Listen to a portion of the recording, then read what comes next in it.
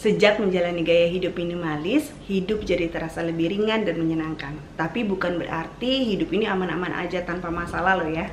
Kita kan manusia biasa, masalah pasti ada aja terjadi.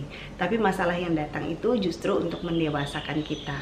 Nah, di channel ini saya sering cerita tentang gaya hidup minimalis dan pengembangan diri. Nama saya Gloria, senang banget bisa ketemu sama kamu. Dan hari ini saya mau cerita tentang bagaimana saya menikmati hidup sebagai seorang minimalis.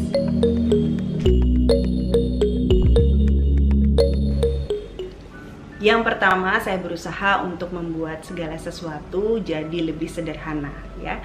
Kalau ada masalah datang dalam hidup, itu jangan dibesar-besarkan. Usahakan masalah besar dikecilin, masalah kecil dihilangkan, gak ada masalah jangan cari-cari masalah.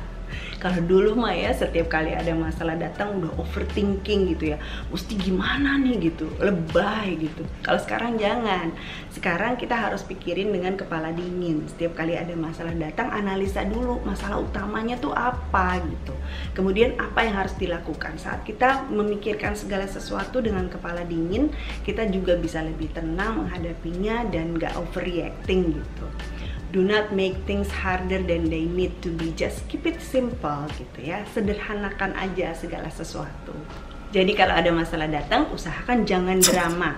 Kebanyakan kita kali kebanyakan nonton sinetron kali, kebanyakan nonton drama Korea kali ini, jadi sedikit-sedikit hidup dibawa jadi ikut drama juga. Jangan gitu ya. Usahakan untuk membuat segala sesuatu jadi sederhana ya. Kalau kita membesar-besarkan suatu masalah, kita malah akan bikin hidup kita sendiri jadi makin ribet. Kita mesti ingat, dalam setiap masalah yang terjadi dalam hidup kita pasti ada pelajaran yang bisa kita dapatkan. Apa karakter apa sebetulnya dalam hidup kita yang sedang mau diubah tuh apa gitu ya.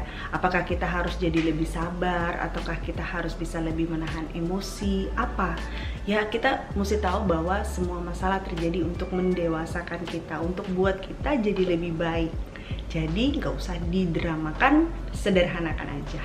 Yang kedua, saya hidup berdasarkan apa yang saya anggap penting buat saya. Mudah-mudahan teman-teman juga sama nih, membangun hidup berdasarkan hal-hal yang penting buat kita. Karena when you know what you value, you will know exactly what to do with your time and your money. Kalau kita tahu apa yang penting dalam hidup kita, kita juga tahu apa yang harus kita lakukan dengan waktu yang terbatas ini dalam hidup yang kita punya. Uang yang kita punya, ada hasil kerja keras kita, apa yang harus kita lakukan kita tahu, karena kita tahu apa hal yang penting buat kita gitu kan. Hidup minimalis itu buat saya kayak ibaratnya kayak sebuah saringan. Jadi saya udah punya filternya sendiri gitu ya. Karena kalau hidup minimalis sebagai saringan itu artinya saya sudah menentukan lebih dahulu hal-hal apa yang penting buat saya. Jadi hal-hal yang tidak penting saya nggak pikirin. Yang saya izinkan untuk mendominasi hidup saya adalah hal-hal yang penting aja. Misalnya hubungan saya dengan Tuhan itu penting, makanya saya selalu mempersiapkan waktu setiap pagi untuk berdoa. Kemudian hubungan saya sama keluarga saya itu penting, makanya saya harus siapin waktu buat suami saya, buat anak-anak, buat orang tua, buat mereka saya harus selalu hadir gitu ya. Kadang-kadang ngopi berdua sama suami, ya cerita-cerita gitu. Oh, sama anak-anak sempetin waktu untuk jalan-jalan, untuk ngobrol-ngobrol sama mereka, untuk tahu bagaimana apa yang terjadi dalam hidup mereka. Sama orang tua juga gitu. Kadang-kadang cuma duduk makan pisang goreng sambil dengerin mereka cerita gitu. Itu hal-hal yang penting buat hidup saya. Jadi saya akan fokuskan hidup saya juga di sekitaran itu gitu. Kemudian my passion juga penting. Saya suka traveling, saya suka jalan-jalan, ya nggak apa-apa, saya akan jalan-jalan juga gitu ya. Siapkan waktu saya untuk melakukan hal itu. Jadi kalau kita tahu apa yang jadi prioritas dalam hidup kita, kita juga bisa mengalokasikan dua resource yang penting dalam hidup ini juga dengan baik, yaitu waktu dan uang. Kita tahu bagaimana menempatkan waktu dan uang kita di tempat-tempat yang tepat. Yang ketiga, nilai diri saya tidak ditentukan dari barang yang saya punya. Seringkali nih kita ini mengeluarkan begitu banyak uang untuk membeli barang-barang tertentu supaya kita itu membangun suatu gambaran atau image tertentu di mata orang lain ya. Jadi kita misalnya beli tas branded supaya orang lain bilang, wih dia mah kelasnya beda. Kita naik mobil keren supaya dibilang sama orang, wih dia orang kaya. Atau kemudian kita makan di restoran yang mahal supaya dibilang, wih dia mah seleranya tinggi. Saya tidak membiarkan nilai diri saya ditentukan dari barang yang saya punya. Kalaupun saya punya barang tertentu, itu karena memang saya suka dan nyaman dengan barang itu gitu. Jadi kalau misalnya nih saya pakai tas branded, itu bukan supaya dilihat sama orang kelihatan keren, enggak.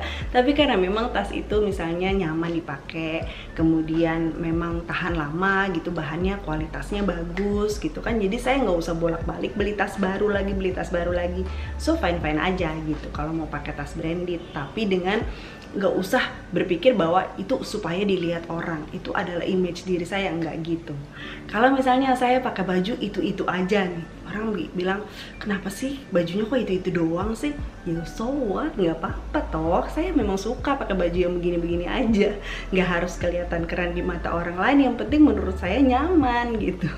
Jadi ya udah, ini saya berdasarkan apa memang yang saya suka, yang saya nyaman gunakan.